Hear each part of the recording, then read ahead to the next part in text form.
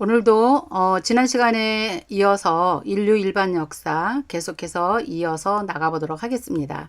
지난 시간에 창조, 선악과까지 했죠.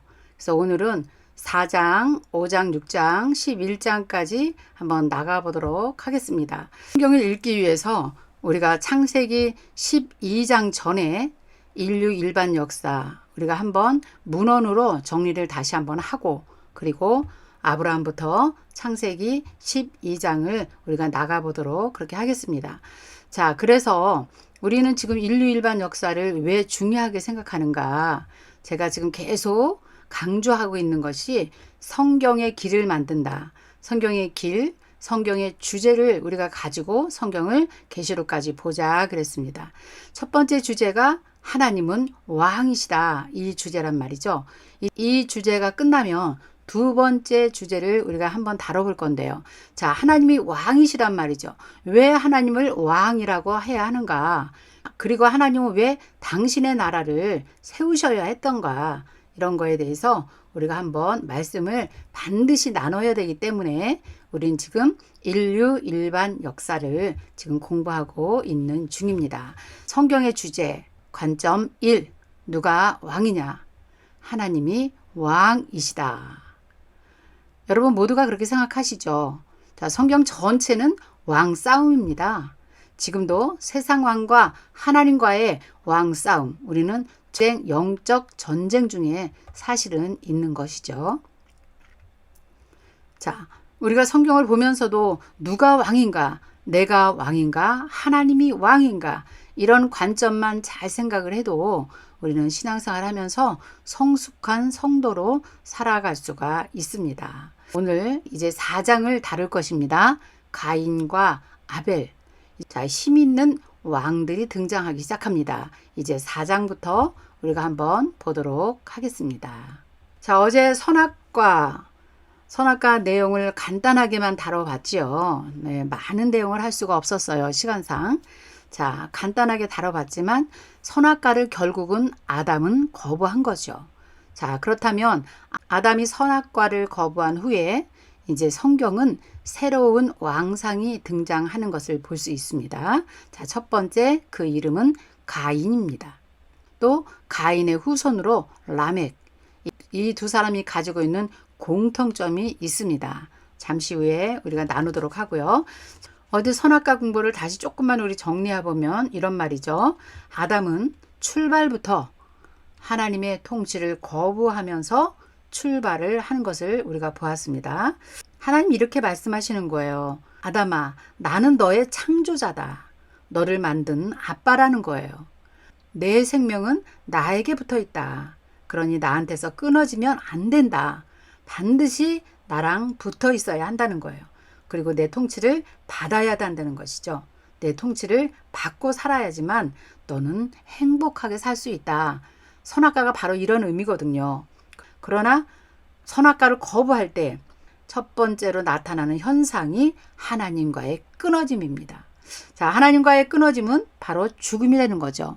생명의 반대는 죽음이니까요. 그래서 하나님께서 정령 죽으리라, 이 원리를 반드시 하나님은 가르쳐 준 것입니다. 선악과를 거부한 아담 그대로 하나님은 둘 수가 없었죠. 하나님 다시 기회를 주십니다. 다시 기회를 주시는 방법은 간단했습니다. 그것은 하나님께서 생명을 죽여서 관계를 다시 맺게 했습니다. 근데 그 생명이 뭐예요? 짐승 잡으라는 겁니다. 살리는 것은 생명이 필요하고 피를 내야지만 하나님의 관계가 회복되는 원리를 이때 선악과 때부터 하나님께서 가르쳐 주신 것이죠. 자, 하나님은 왕이시다. 첫 번째 설정은 나무로 하셨어요. 그러나 두 번째 설정은 이제 짐승 잡으라는 겁니다. 짐승을 잡아서 각을 뜨고 살을 발라내고 피를 쏟고 가죽을 벗겨서 하나님께 제사를 드려야지만 하나님과의 관계가 이어지는 것을 하나님께서 이때 교육을 하신 것입니다.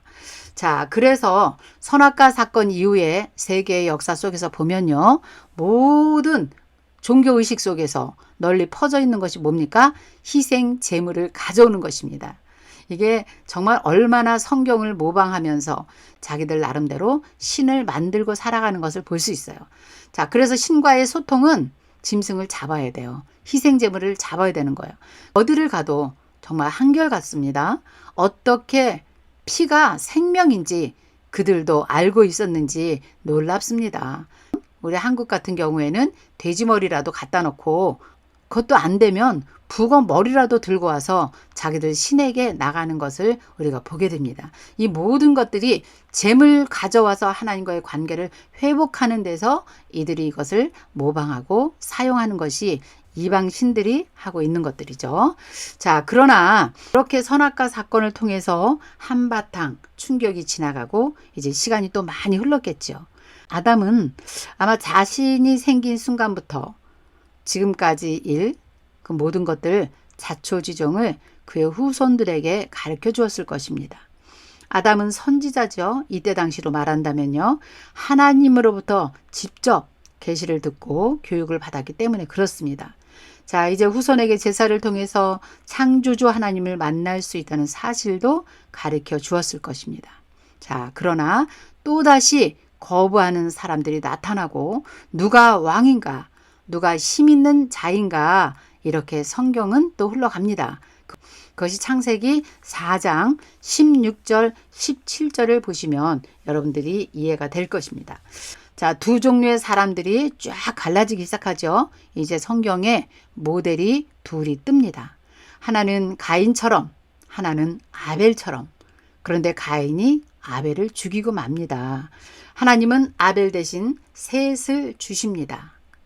이렇게 이제 세계사는 힘 있는 자가 구심점에서 역사의 왕으로 이제 흘러갈 것입니다. 성경이 그렇게 말하고 있기 때문에 그렇습니다.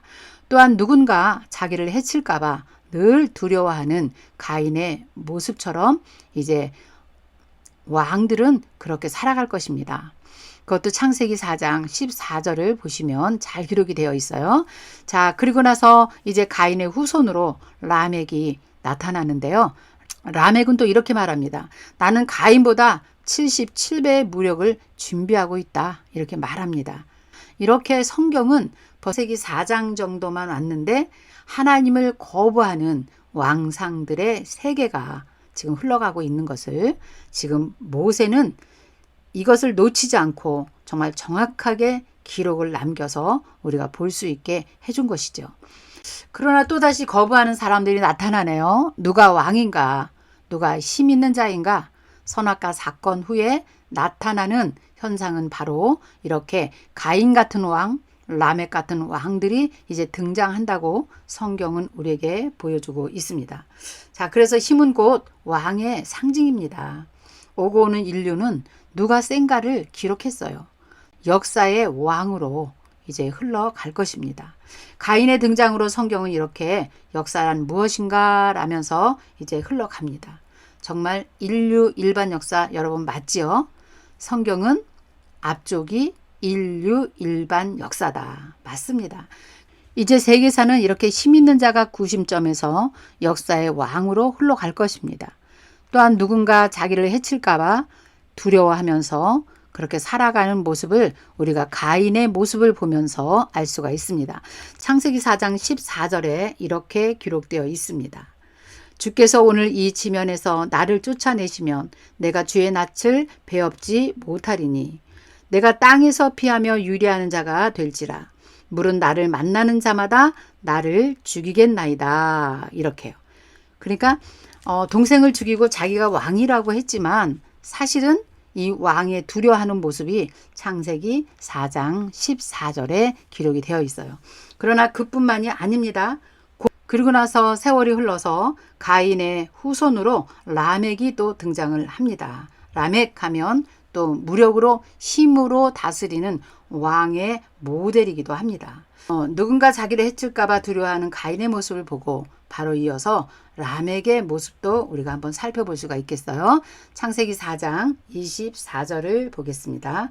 가인을 위하여는 벌이 7배일진데 라멕을 위해서는 벌이 77배로다. 이렇게 하면서 자기 자신의 권력을 주장하며 자기의 힘을 과시하는 라멕을 우리가 볼 수가 있어요. 자, 이렇게 4장은 가인과 아벨의 얘기로 시작되지만 라멕까지 자세하게 기록해 놓은 것을 볼 수 있습니다. 여러분들은 성경을 가지고 꼼꼼하게 읽어보시면 좋을 것 같아요. 자, 이렇게 4장의 내용은 성경은 인류 일반 역사가 무엇인지 가인과 라멕과 같은 사람을 정확하게 소개해 주면서 설정을 하고 가는 것을 알 수가 있습니다. 자, 성을 쌓고 도시국가를 또 형성하고 산업을 일으키기 시작한 제국주의의 역사의 성격을 성경에서는 알려주고 있는 것입니다. 여러분, 4장의 내용을 잘 보시면 정말 최초에 청동기 무기를 만든 것, 그 4장을 읽어보면요, 굉장히 많은 자료들이 있어요. 가인이 놋 땅으로 이주하면서 거기에 새로운 도시를 또 형성하게 되고 라멕의 후손을 통해서 20절에 보면 가축을 치는 자의 주상이 되었다. 목축업이 여기서 정확하게 기록이 되어 있고요. 21절 그의 아우의 이름은 유발이다. 그는 수금과 퉁소를 잡는 모든 자의 조상이 되었다. 그래서 여기서는 문학 조상에 대한 기록이 잘 나와 있죠. 그 다음에 22절은 실라는 두발 가인을 낳았는데 그는 구리와 세로 여러 가지 기구를 만드는 자요. 청동기 문화가 발전한 시기를 잘 기록해 놓은 것을 볼 수가 있어요. 자, 이렇게 성경은 정말 일반 인류 역사라는 거예요. 성경 안에 이런 문헌이 남아있다는 사실을 우리가 발견하면 성경은 정말 굉장히 귀중한 책이라는 것을 알 수가 있습니다. 자, 이제 5장 가볼까요? 아담의 족보. 이제 예배 공동체가 출현이 되는 것을 우리가 보게 됩니다. 자, 5장은요. 그 와중에 하나님께 예배하는 자들의 사회가 있었다는 거예요. 이런 와중에도 한쪽에는 예배자의 공동체가 있었다는 것을 우리에게 보여주고 있고요. 그러나 결국 노아 홍수로 이어져서 그 공동체마저도 다 심판을 받는 그런 이야기가 4장 25절에서 5장의 이야기가 그런 내용입니다. 자, 라멕의 통치를 얘기하고 나서 성경은 이제 아벨 대신 셋을 주셨다고 기록하고 있습니다. 자, 그렇다면 그 다음 이야기는 셋 이야기를 하겠다는 거예요. 힘의 역사가 흐르는 중에도 하나님을 아는 자들이 있었다는 거죠. 그 대표가 아벨이고요. 아벨의 후손으로 셋을 줬고요. 셋의 후손 에노스를 타고 예배 공동체가 유지되어 왔다는 거예요. 자, 예배 공동체 흐르는 거예요. 근데 그 흐르는 걸 그냥 예배 공동체가 있었다 이렇게 말하지 않고요. 족보를 통해서 셋 공동체의 족보를 정확하게 성경이 나열해 주고 있어요. 자, 창세기 5장밖에 되지 않았어요. 그런데 5장에서 족보 형태가 나오고 있는 거예요. 자, 여러분 성경을 가지고 있는 분들은 한번 같이 한번 보면 참 좋을 것 같아요. 4장 25절에 보면 아담이 자기 아내와 동침하매 그가 아들을 낳았어요. 그의 이름을 셋이라 하였다. 이는 하나님이 내게 가인이 죽인 아벨 대신에 다른 씨를 주었다 그랬어요. 그러니까 아벨 대신 하나님께서 예배자 공동체의 후손을 준 거죠. 그것이 바로 셋입니다. 셋도 근데 아들을 낳았어요. 근데 그의 이름을 에노스라 하였어요. 그때 사람들이 비로소 여호와의 이름을 불렀더라. 그때 비로소 여호와의 이름을 불렀더라. 예배 공동체를 말하고 있는 거 맞죠? 자, 그 다음에 5장 볼게요. 5장에 보면 아담의 계보를 적은 책이다 이래요. 성경에서 족보가 나오면 많은 사람들이 아주 지루해하고 족보를 그냥 막 넘기게 되죠. 족보가 얼마나 중요한지를 공부하지 않으면요. 족보가 나오면 그냥 막 넘기게 돼요. 나와 아무 상관이 없다. 이렇게 막 넘기게 되는데 사실 족보가 너무너무 성경에서는 중요합니다. 성경은 뿌리를 찾아가는 책이에요. 예배자 공동체의 뿌리를 찾아가는 책이기 때문에요. 족보가 굉장히 중요합니다. 역대상을 보면요. 에스라도 1장부터 10장까지는 이 믿음의 가문들의 족보를 쫙 나열을 합니다.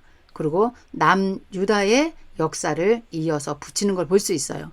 에스라도 예배 공동체의 대표들을 찾아서 족보를 써내려간 것을 보면 성경에서 족보는 얼마나 귀중한 것인가 우리가 생각을 하면서 공부를 하면 좋겠습니다. 자, 5장의 아담의 족보는 이렇습니다. 하나님이 사람을 창조하실 때 하나님의 모양대로 지으시고 남자와 여자를 창조하시고 그들이 창조되던 날에 하나님이 그들에게 복을 주시고 그들의 이름을 사람이라고 일컬었더라. 이렇게 되었어요. 창세기 1장 26절에 나오는 말씀을 다시 한번 여기다 기록을 했어요. 이것은 무슨 뜻일까요? 하나님의 예배자 공동체의 족보를 다시 쓰겠다는 겁니다. 1장 3절에 보니까 아담은 130세에 자기의 모양 곧 자기의 형상과 같은 아들을 낳아서 이름을 셋이라고 하였고요. 아담은 셋을 낳고 800년을 지나면서 자녀들을 낳았다. 그는 930살을 살았더라. 셋은 500세에 에노스를 낳고 에노스는 게난을 낳고 게난은 마할랄레를 낳고 마할랄렛은 야렛을 낳고 야렛은 에녹을 낳고 에녹은 하나님과 함께 동행하더니 하나님이 그를 세상에 있지 않고 데려가셨더라. 이렇게 기록됐어요. 이제 5장에는 아담부터 어디까지 흘러가냐면요. 노아까지 흘러가요. 아담에서 노아까지의 족보를 5장에 기록해 놓으셨어요. 자, 왜 그럴까요? 예배 공동체가 그만큼 중요하다는 거예요. 한 장 전체를 지금 족보를 사용했는데요. 이거 굉장히 재미있는 일이거든요. 이 족보가 의도적인 방향을 향해서 흘러가고 있다는 것을 우리가 발견해야 돼요. 족보가 하는 역할은 누군가를 찾아가는 거예요. 그냥 족보가 쭉 써 있는 게 아니에요. 첫 사람을 세우고 마지막 세우는 그 사람이 그 다음 성경의 주인공이 되는 것입니다. 족보는 누군가를 향하고 가고 있다는 거예요. 5장의 족보는 바로 이런 것입니다. 보여드릴게요. 아담의 족보는 이런 족보예요. 아담부터 노아까지예요. 성경은 이렇게 지루한 족보를 왜 그렇게 소중하게 다루고 있을까? 그 굉장히 의도가 있다 그랬죠. 그건 뭐냐? 사실이기 때문에 그렇습니다. 족보는 사실을 사실 그대로 나열할 때 우리가 족보를 사용하죠. 실제로 일어난 사실, 역사라는 겁니다. 혈통의 흐름, 생명의 흐름이에요. 자, 이런 것을 창세기를 쓴 모세가 마구잡이로 쓴 게 아니라는 것을 우리가 볼 수 있겠죠. 당대에 엄청난 인문학의 틀을 갖고 있던 그 모세를 통해서 이런 것들이 기록이 된 것을 볼 수 있습니다. 정말 진리의 영이신 성령님의 조명을 받지 않고는 쓸 수 없는 그런 책이기도 합니다. 족보의 마지막 사람을 이제 성경은 주인공으로 써내려 가겠다는 겁니다. 이게 얼마나 놀라운 사실입니까, 여러분? 그렇죠? 성경은 참 막 쓴 책이 아니죠. 네, 그렇습니다. 이렇게 해서 5장 아담의 족보를 우리가 한번 훑어봤고요. 자, 그럼 6장에서 9장까지는 우리가 너무나 잘 알고 있는 노아 홍수에 대한 이야기예요.